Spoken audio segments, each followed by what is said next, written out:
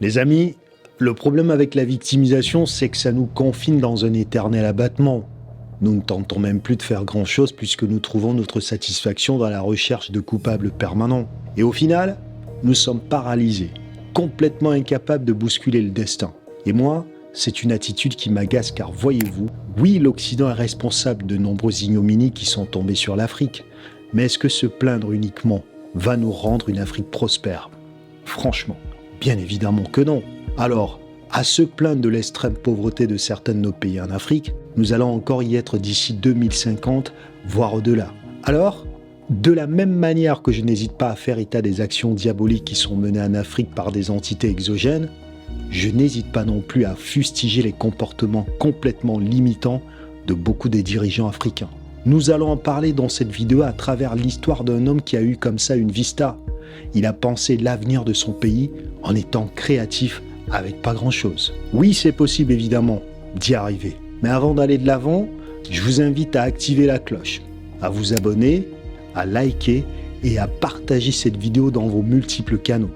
Nous sommes désormais à 24 000 abonnés dans notre page YouTube. Grâce à vous, nous allons continuer à proposer d'autres narrations. Et comme vous le savez, le podcast aussi, il arrive. Nous avons aussi besoin de vous. Nous avons besoin d'ailleurs de votre participation dans notre cagnotte pour atteindre la somme symbolique de 5 000 $. Le lien pour participer à notre cagnotte se trouve dans la barre de description. Maintenant que c'est dit, revenons à notre sujet. Je suis tanné d'entendre que l'Afrique est le fief de la pauvreté extrême. Je suis tanné d'entendre la mandoline déresponsabilisante alors que les urgences s'accumulent dans un monde de plus en plus instable. Quand est-ce que nous allons avoir comme ça des dirigeants à la hauteur des enjeux? J'ai donc trouvé judicieux de vous parler du pari de Lee Kuan Yew. Lee Kuan Yew, qui était donc cet homme?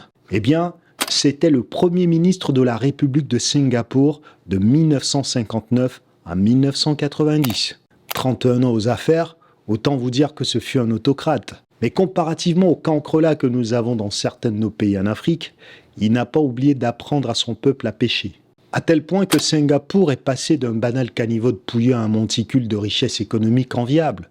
Tenez-vous bien, en 2021, le PIB par habitant de Singapour était de 72 794 $, soit le 4e au monde après le Qatar, Macao et le Luxembourg, alors qu'il n'était que de 428 $ en 1960. Ça vous embouche un coin, moi je suis persuadé. Alors comment Lee Kuan Yew a pu mettre comme ça son pays sur les rails de la réussite économique, alors qu'il n'a aucune ressource naturelle et qu'en plus, son pays dépendait complètement de l'approvisionnement en eau et en nourriture de l'étranger? Il faut savoir que pendant 141 ans, c'est-à-dire de 1819 à 1960, Singapour a été une colonie britannique. L'île occupait comme ça une place stratégique importante dans le transfert des marchandises de l'Asie vers l'Europe. Et avec l'effondrement de l'Empire britannique, les Anglais quittent le pays en 1960 en fermant comme ça toutes les administrations qui employaient les Singapouriens. Le chômage, bien évidemment, explose. L'économie du pays est totalement en ruine. Aucune solution fiable ne sort des matières grises de l'élite qui se résigne comme ça à s'enfermer dans des habitudes totalement nuisibles, comme le vol de deniers publics. Bien évidemment, pour briser donc l'hécatombe de la pauvreté, Lee Kuan Yew a donc eu comme ça une belle idée. Il va demander la fusion de son île avec la Malaisie, qui sera bien évidemment actée en 1963. Il est aux anges. Son pays va enfin avoir une solution qui va le sauver. Mais cette fusion ne durera que quelques temps. Le 9 août 1965, la Malaisie, ne voulant plus se coltiner en fait le boulet économique avec lequel il a de plus en plus des désaccords politiques aggravés, notamment aussi par les tensions raciales, décide d'expulser le Singapour de sa fédération. Et tenez-vous bien, Singapour y sort bien évidemment plumé. Et donc pour s'en aller, il devait verser 40% de revenu total à la Malaisie, sous peine de ne pas accéder au marché commun. Et dans la foulée, les 40% se transformaient à 60%. Singapour refusa et accusa même la Malaisie d'imposer des droits de douane colossaux sur les produits fabriqués à Singapour, qui profitent bien évidemment aux Malaisiens. On a donc un petit pays qui a été rejeté d'une fédération qui, dans la contrainte, déclare son indépendance et, contre toute attente, va nous faire une remontada digne comme ça d'un FC Barcelone contre le Paris Saint-Germain. C'est ça qu'on appelle avoir de l'orgueil. Lee Kuan Yew est confronté à une gangrène colossale dans son pays, la corruption. Ce manque de responsabilité citoyenne l'empêche de mettre en place une politique d'attraction des entreprises étrangères. Ça me rappelle les Africains enfermés dans les injonctions qui en veulent à ceux qui n'investissent pas en Afrique, alors qu'un des impératifs majeurs pour un investisseur est de ne pas avoir des coûts disproportionnés qui viennent saper les objectifs d'investissement. Mais vous les entendez bien évidemment s'en prendre à ceux qui n'ont pas suffisamment de reins solides pour s'engager dans des dépenses connexes qui relèvent comme ça de la magouille, ou qu'ils font preuve simplement de responsabilité collective en refusant de tremper dans des habitudes de corruption de leurs valeurs profondes qui s'éloignent comme ça de l'éthique. Lee Kuan Yew met donc en place une politique déterminée d'éradication de la corruption qui va d'entreprises soudoyant des fonctionnaires jusqu'aux personnes lambda engraissant comme ça la patte à des officiers. Les résultats se font immédiatement sentir car les lois qu'il met en place sont strictes et rendent complètement impossible la corruption. Fini les bakchiches, les enveloppes brunes ou les petites étrennes permettant comme ça d'avoir des avantages. Tout le monde est soumis à l'examen le plus minutieux avec des normes extrêmement élevées. Aujourd'hui, si Singapour est la nation la plus transparente d'Asie avec un secteur public qui se pointe à la 5e place des pays les moins corrompus au monde, c'est grâce aux choix politiques draconiens que Lee Kuan Yew a mis en place. Il dit d'ailleurs ceci: les dirigeants politiques peuvent être soumis à l'examen le plus minutieux parce qu'on fixe les normes les plus élevées. Ce n'est pas facile car si nous perdons cela, alors notre raison d'être, notre raison d'exister disparaîtra. Pourquoi cette île survit-elle? Pourquoi attire-t-elle les banques, les entreprises de développement de logiciels, les services financiers, les services d'information et d'industrie manufacturière? Tout voyageur le sait, car du moment où vous arrivez à l'aéroport jusqu'au moment où vous montez dans le taxi, vous voyagez sur des routes et vous savez faire la différence entre un endroit qui fonctionne avec des règles et un autre qui contourne les règles. Tout l'inverse dans certains de nos pays et certaines de nos capitales africaines, où le bordel est presque une qualité. Les amis, ça c'est un autocrate, mais un autocrate qui a eu comme ça une vision d'excellence pour son pays. Et dans la situation de Singapour, plusieurs fronts devaient comme ça être attaqués pour éloigner le pays de la pauvreté.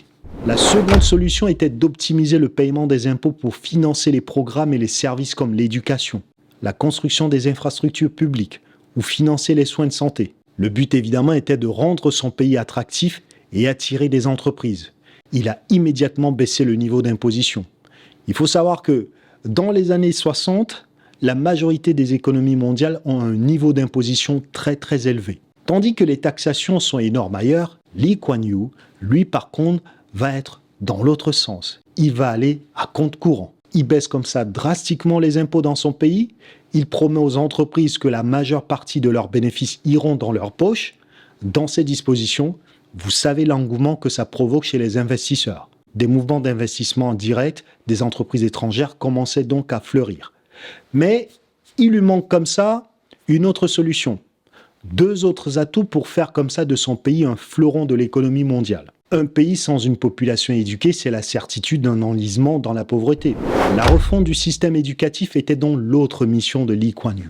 On en est là à la 3e solution. Il savait que c'était pas possible d'attirer des entreprises étrangères et d'employer des Singapouriens que si la population du pays était bien éduquée, avec un bon niveau d'instruction. Il fallait donc activement orienter son peuple vers des connaissances techniques que les entreprises étrangères recherchent, plutôt que les voies de garage qui ne font qu'empiler les chômeurs tandis que le pays a une population active disponible, faute de formation.